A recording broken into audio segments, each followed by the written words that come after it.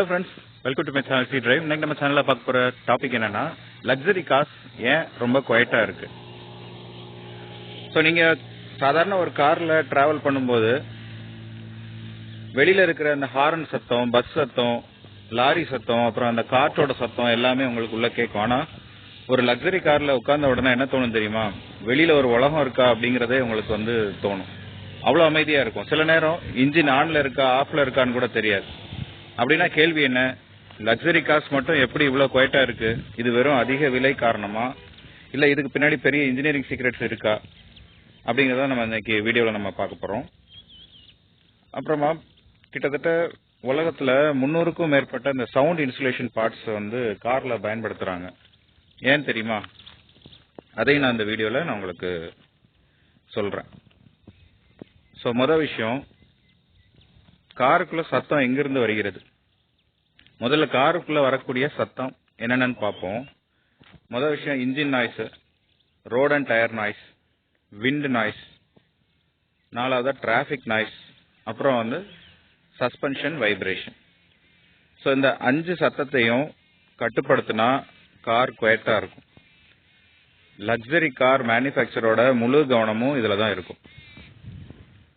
அடுத்ததா acoustic class secret அப்படின்னு சொல்லுவாங்க. லக்ஸரி கார்ஸ்ல சாதாரண கிளாஸ் பயன்படுத்த மாட்டாங்க. அக்கஸ்டிக் கிளாஸ் அல்லது டபுள் லேயர் கிளாஸ் பயன்படுத்துவாங்க. 2 கிளாஸ் லேயர்ஸ்க்கு நடுவுல ஒரு ஸ்பெஷல் சவுண்ட் இன்சுலேஷன் லேயர் இருக்கும். இதனால வெளியில இருந்து வர்ற சத்தம் ரொம்ப கம்மியாகும். ஒரு வீட்டு கதவை மூடினா வெளியே சத்தம் குறைவா கேட்கும்ல, அதே மாதிரி அதே பிரின்சிபல் தான். So next, luxury cars doors ஏன் ஹெவியா இருக்கு அப்படிங்கறத பார்க்கலாம். லக்ஸரி காரோட டோரை மூடும் போது ஒரு பிரீமியம் அந்த தட் சவுண்ட் வரும். அதற்கு காரணம் டோர் உள்ள நிறைய சவுண்ட் இன்சுலேஷன் மெட்டீரியல், அப்புறம் குவாலிட்டியான ரப்பர் சீல்ஸ் வச்சிருப்பாங்க. இதனால டோர் வழியா வரும் நாய்ஸ் கம்மியாகும். சில பேர் டோர் சவுண்டை கேட்டு இந்த கார் குறைஞ்சது 50 லட்சம் இருக்கும் அப்படின்னு எஸ்டிமேட் கூட பண்ணுவாங்க. ஸோ சவுண்ட் இன்சுலேஷன் மெட்டீரியல் அடுத்தது என்னன்னு பார்க்கலாம். லக்ஸரி கார்ஸ்ல floor, roof, firewall, doors, dashboard எல்லா இடத்துலையும் ஸ்பெஷல் ஃபோம், ரப்பர் மேட்டு, அப்புறமா சவுண்ட் டெட்டனிங் ஷீட் இருக்கும். இதனால இன்ஜின் சத்தம் அப்புறம் ரோட் நாய்ஸ் எதுவுமே உள்ள வர முடியாது. இதனால தான் சில லக்ஸரி கார்ஸ்ல இன்ஜின் ஆன்ல இருக்கா ஆஃப்ல இருக்கான்னு கூட தெரியாது. சிக்னல்ல நிற்கும் போது கார் ஆஃப் ஆயிடுச்சான்னு ஸ்டார்ட் பட்டனை மீண்டும் அழுத்தி இன்ஜினை ஆஃப் பண்றவங்களும் இருக்காங்க. அடுத்தது இன்ஜின் மவுண்ட் டெக்னாலஜி. லக்ஸரி கார்ஸ்ல இன்ஜின் நேரடியா சேசிஸ்க்கு பிக்ஸ் பண்ண மாட்டாங்க. ஹைட்ராலிக் இன்ஜின் மவுண்ட்ஸ் பயன்படுத்துவாங்க. இதனால இன்ஜின் வைப்ரேஷன் காரோட பாடிக்கு பரவாது. அப்புறம் ஸ்டீரிங் மற்றும் சீட் வழியா வரும் அதிர்வுகள், அந்த வைப்ரேஷன் அதுவுமே குறையும். இதுவும் கேபின் சைலன்ஸுக்கு முக்கியமான காரணம். அடுத்த விஷயம் ஏரோடைனமிக் டிசைன் சொல்லுவாங்க. அதாவது 100 கிலோமீட்டர் ஸ்பீடுக்கு மேல போகும்போது விண்ட் நாய்ஸ் அதிகமா இருக்கும். லக்ஸரி கார்ஸோட பாடி ஷேப் ஏரோடைனமிக்கா டிசைன் பண்ணிருப்பாங்க. காத்து அந்த ஸ்மூத்தா காரை இதனால கடந்து செல்லுது. ஸோ சைடு மிரர்ஸ் கூட அந்த விண்ட் நாய்ஸ் குறையும்படி அதை டிசைன் பண்ணிருப்பாங்க. அதனால ஹை ஸ்பீட்ல கூட உள்ள அமைதியா இருக்கும். அடுத்தது ஸ்பெஷல் நாய்ஸ் ரிடக்ஷன் டயர்ஸ். காரோட டயர்ஸ் பல லக்ஸரி கார்ஸ்ல நாய்ஸ் ரெடியூசிங் டயர்ஸ் பயன்படுத்துவாங்க. டயர் உள்ள ஃபோம் லேயர் இருக்கும். ரோட்ல இருந்து வரும் சத்தத்தை கம்ப்ளீட்டா அதை அப்சர்வ் பண்ணும். அதனால ரோட் நாய்ஸ் குறையும். அப்புறமா அட்வான்ஸ் சஸ்பென்ஷன் சீக்ரெட்.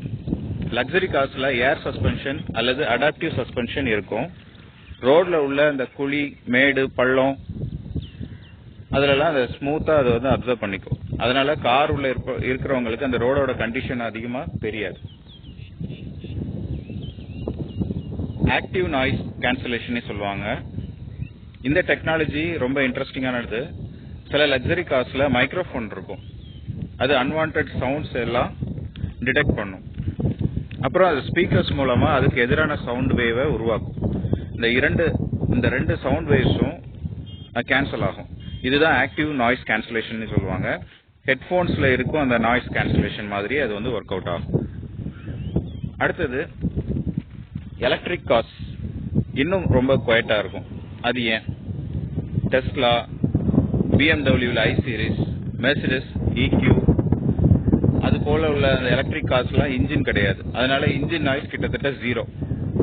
சில எலக்ட்ரிக் கார்ஸ் இவ்வளோ சைலண்டா இருக்குமா அப்படிங்கிற மாதிரி கூட நம்மளுக்கு டவுட் வரும். அதனால பெடஸ்ட்ரியன்ஸ்க்கு கார் வருவது தெரியாது. ரோட்ல நடந்து போற பாதசாரிகளுக்கு கார் வர்றது கூட தெரியாது, அந்த அளவுக்கு சைலண்டா இருக்கும்.